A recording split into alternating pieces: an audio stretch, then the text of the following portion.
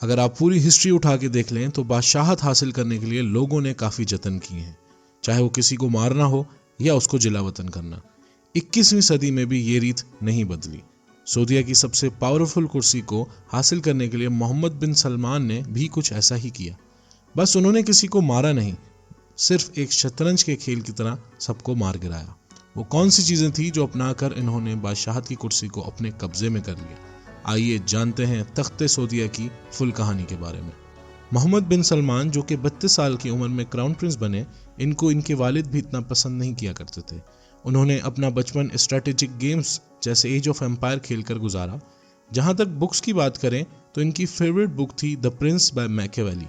इस बुक के मुताबिक एक प्रिंस अपनी स्टेट पर अपने डर के बलबूते पर हुक्मरानी करता है। इसका आइडियल अलेक्जेंडर था और ये वॉर गेम्स की तरह सऊदी अरब को चलाना चाहते थे। इसके साथ साथ एक एंटरप्रेन्योर होने की हैसियत से इनका एक आइडियल बिजनेसमैन वलीद बिन तलाल थे। वलीद बिन तलाल बहुत बड़े सऊदी बिजनेसमैन हैं और इन्हीं को देखकर एमबीएस को बिजनेस करने की मोटिवेशन आई थी। एमबीएस यानी मोहम्मद बिन सलमान ने कुवैत की कंपनी को ये कहा कि वो दुनिया की 40% बिचुमन खुद प्रोड्यूस करना चाहते हैं और 2 साल में ही वलीद बिन तलाल से ज़्यादा अमीर होना चाहते हैं। लेकिन इतनी ज़्यादा प्रोडक्शन और वो भी इतनी जल्दी ये मुमकिन नहीं था, तो ये प्लान फ्लॉप हो गया। अब बात करते हैं कैसे एमबीएस ने तख्ते सऊदीया अपने नाम किया।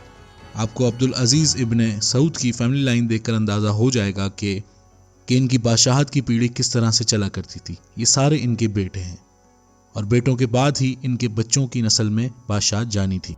किंग अब्दुल्ला के बाद सऊदीया के किंग बनने थे नाइफ बिन अब्दुल अजीज़ जो कि इनके भाई थे, लेकिन उनकी डेथ हो गई। इसी वजह से किंग अब्दुल्ला ने अपने दूसरे भाई सलमान बिन अब्दुल अजीज़ को क्राउन प्रिंस मुकर्रर कर दिया। अमूमन सऊदीया की सियासत में होता यह है कि एक एलिगेंस असेंबली में बादशाह अपना पसंदीदा नॉमिनेशन क्राउन प्रिंस के लिए नॉमिनेट करता है और वो वोटिंग करके उसको क्राउन प्रिंस बना देते हैं। क्राउन प्रिंस बनने से पहले किंग सलमान रियाद के तकरीबन 5 दिहाइयों तक गवर्नर रहे। सऊदीया के कैपिटल में रहकर एमबीएस सऊदी सियासत को समझ गए थे।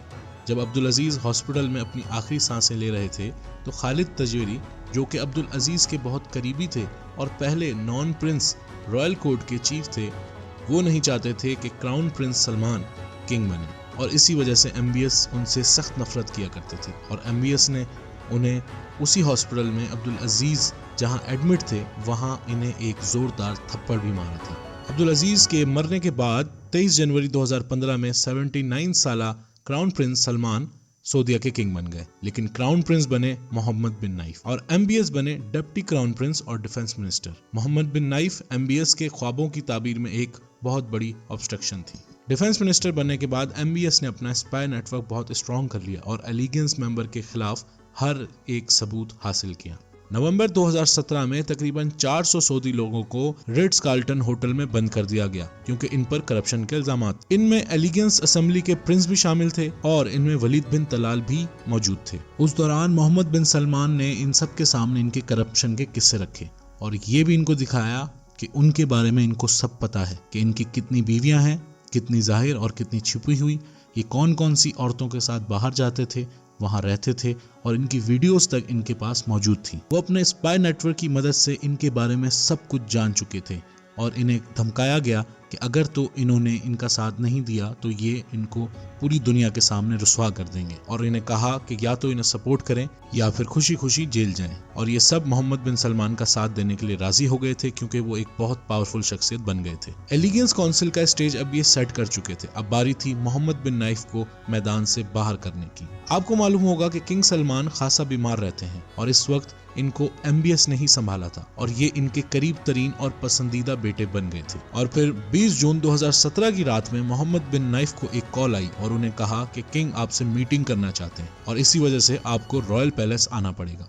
नॉर्मली मीटिंग्स होती रहती थी, लेकिन जब ये गेट में एंटर हुए तो इनके गार्ड्स को बाहर खड़ा कर दिया गया और इनकी स्नैप चेकिंग की और इनसे मोबाइल वगैरह भी छीन लिए और फिर इन्हें एक लॉबी में अकेले बिठा दिया गया। काफी घंटे गुजर गए लेकिन कोई मीटिंग न हुई और डायबिटिक पेशेंट होने की वजह से इनकी तबीयत खराब होने लगी।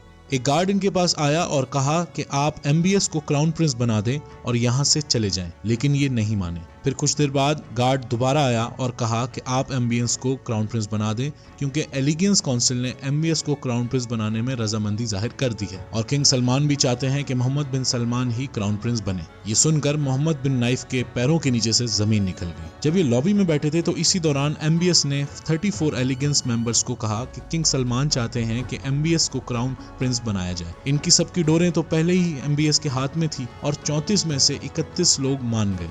जो नहीं माने वो बाद में जेल भेज दिए गए। मोहम्मद बिन नाइफ नहीं माने और उसके बाद कई घंटे गुजर गए, लेकिन फिर उन्होंने सोचा कि एलिगेंस काउंसिल ने भी इनका साथ छोड़ दिया और किंग भी यही चाहते हैं, तो उन्होंने इनकी बात मान ली और कहा कि वो कोई रिटन स्टेटमेंट नहीं देंगे, सिर्फ वो ये टेस्टिमनी देंगे कि वो क्राउन प्रिंस की कुर्सी से खुशी खुशी दस्तबरदार हो रहे हैं। और जैसे ही उनकी लॉबी का दरवाजा खुला तो पूरी मीडिया उनके सामने थी और सबको ये मालूम था कि वो अनाउंस करेंगे कि एमबीएस अब क्राउन प्रिंस बन चुके हैं। और देखें कि कितनी बेबसी से उन्होंने अपनी कुर्सी एमबीएस के नाम कर दी और सबके सामने उन्हें ये मजबूरन कहना पड़ा कि अब सऊदी अरब नई नस्ल चलाएगी। अगर एमबीएस अपनी बारी का इंतजार करते तो शायद 40-50 साल लग जाते या शायद इनकी बारी ही नहीं आती, लेकिन इस प्लान की बदौलत ये कुछ सालों में ही क्राउन प्रिंस बन गए। इस वक्त एमबीएस सऊदीया के प्राइम मिनिस्टर हैं, यानी हेड ऑफ एग्जीक्यूटिव। ये आर्मी की क़यादत करते हैं और बड़ी बड़ी मीटिंग्स खुद संभालते हैं। इन्होंने यूएस की सजेशन के अपोजिट यमन पर हमला किया और अब ये चाइना के साथ युआन में ऑयल परचेज करने की बातें कर रहे हैं।